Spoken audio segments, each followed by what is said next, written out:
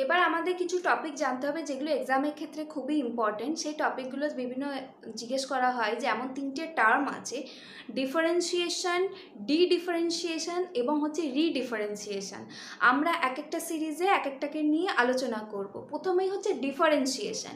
Differentiation কি না, cell cycle complete করে একটা সেল থেকে যখন দুটো অপত্য কোষ অর্থাৎ দুটো ডটার সেলস তৈরি হচ্ছে, তারা যদি ফার্দার ডিভাইড না করে, সেই দুটো ডটার সেল যদি তাদের মধ্যে এমন কিছু চেঞ্জেস হয় যেটা পার্মানেন্ট এবং তারা আর ডিভাইড করবে না, তারা পার্মানেন্ট চেঞ্জ হওয়ার ফলে কী হবে, তারা কিছু স্পেশালাইজড ফাংশনস করবে, সেইটাকে আমরা বলি হচ্ছে ডিফারেন্সিয়েশন। যারা ফার্দার আর ডিভাইডে যাবে না এবং স্পেশালাইজ সেলে পরিণত হয়ে গেছে। প্ল্যান্টের ক্ষেত্রে এক্সাম্পল দেখতে পারো, ট্র্যাকিয়ারি এলিমেন্ট জাইলেমে তাদের কিন্তু প্রোটোপ্লাজমটা একেবারে চলে যায়, ফলে এটা কিন্তু হচ্ছে ট্র্যাকিয়ারি এলিমেন্ট হচ্ছে একটা ডিফারেন্সিয়েটেড সেল।